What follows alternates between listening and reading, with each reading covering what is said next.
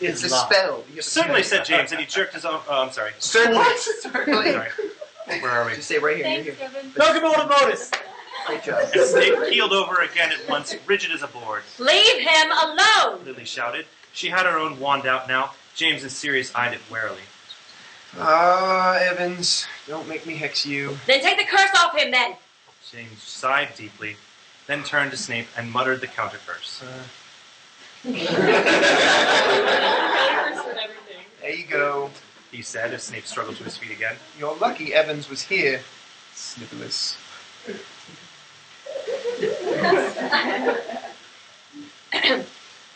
I wish you could speak to me. Yes, I don't need help from filthy mudbloods like her. And he blinked.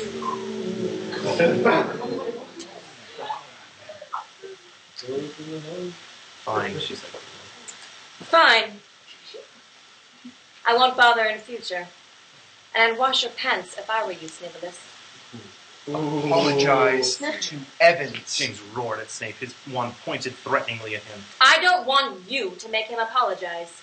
Lily shouted, rounding on James. You're as bad as he is. What? What, James? I'd never call you a you-know-what.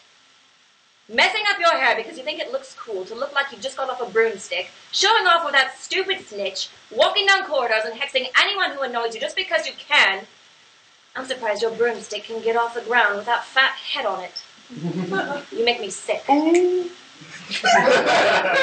She turned on her heel and hurried away. Evans! James shouted after her. Hey, Evans! She didn't look back, What is it with her? said James, trying and failing to look as though he was a throwaway question of no real importance to him.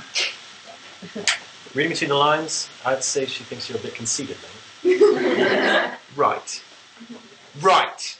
There was another flash of light, and Snape was once again hanging upside down in the air. Who wants me to see me take off Snively's pants?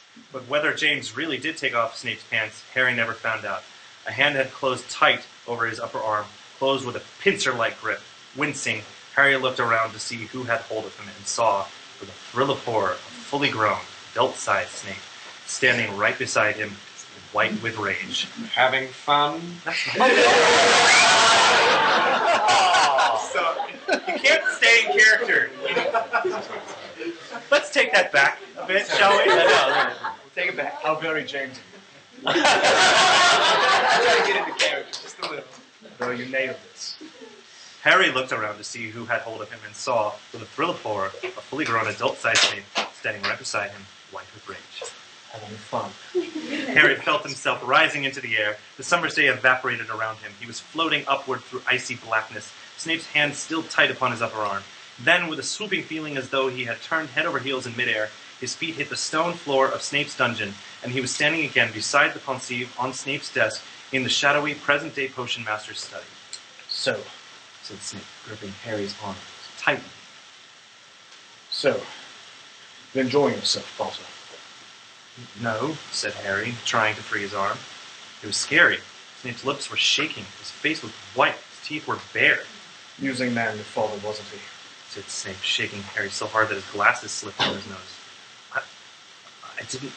Snape threw Harry from him with all his might. Harry fell hard onto the dungeon floor. You will never repeat what you saw to anybody! Snape bellowed. No, said Harry, getting to his feet as far from Snape as he could. No, of course I won't. Get out. Get out. I don't want to see you in this office ever again! And as Harry hurled toward the door, a jar of dead cockroaches exploded over his head. He wrenched the door open and flew away up into the corridor, stopping only when he had put 3 floors between himself and Snape. There he leaned against the wall, panting and rubbing his bruised arm. He had no desire at all to return to Gryffindor Tower so early, nor to tell Ron and Hermione what he had just seen. What was making Harry feel so horrified and unhappy was not being shouted at or having jars thrown at him. It was that he knew how it felt to be humiliated in the middle of a circle of onlookers. He knew exactly how Snape felt, as his father had taunted him. And that judging from what he had just seen, his father had been every bit as arrogant as Snape has always told him. Justin Zachary, everybody! The